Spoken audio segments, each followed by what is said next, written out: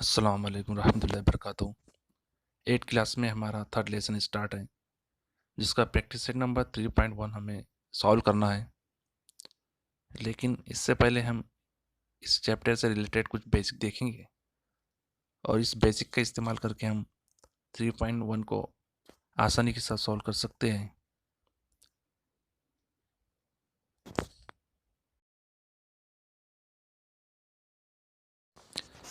हमारे third chapter का नाम है इंडिसेस एंड क्यूब रूट।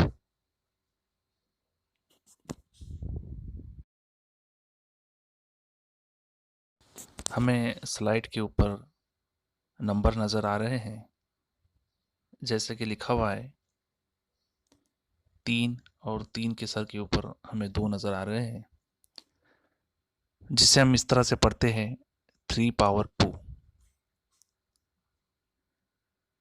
जहाँ पर 3 नीचे की जानिब है और 3 के सर के ऊपर 2 है। समझने के लिए हमने इसे इस तरह से कहा कि 3 के सर के ऊपर 2 है।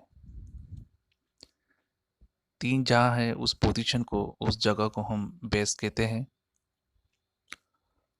और 3 के सर के ऊपर जो 2 है उस जगह को, उस पोजीशन को हम पावर या फिर इंडेक्स कहते हैं। और उसे हम इस तरह से पढ़ेंगे 3 पावर 2 या 3 इंडेक्स 2, या इस तरह से भी हम कह सकते हैं 3 रेज टू द पावर 2। ठीक है।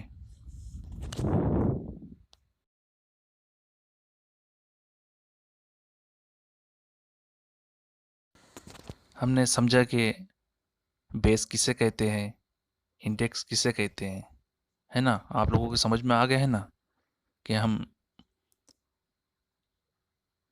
3 को बेस कहेंगे और 3 के सर के ऊपर जो 2 है उसे हम इंडेक्स या पावर कहेंगे। अब इस पूरी जो नंबर है जो हमें नज़र आ रहा है 3 पावर 2, इन सब को मिला के हम कहते हैं इंडेक्स फॉर्म।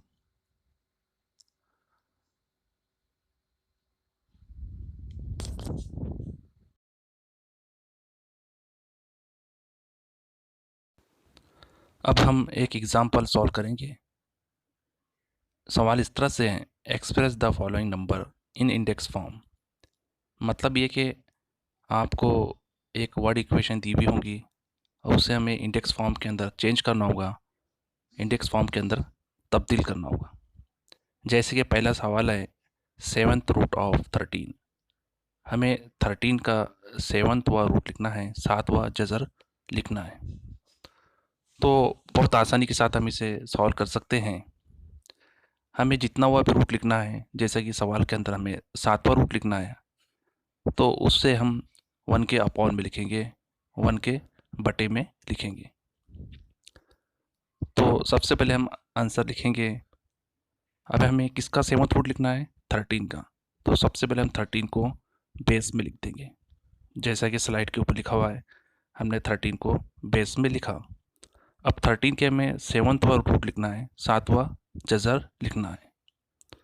तो हम उसे 13 के सर के ऊपर लिखेंगे। जब भी हम रूट लिखते हैं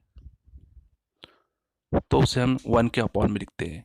अभी हमें 7वां लिखना है तो उसे हम 1/7 लिखेंगे। इस तरह से हमारा आंसर हुआ।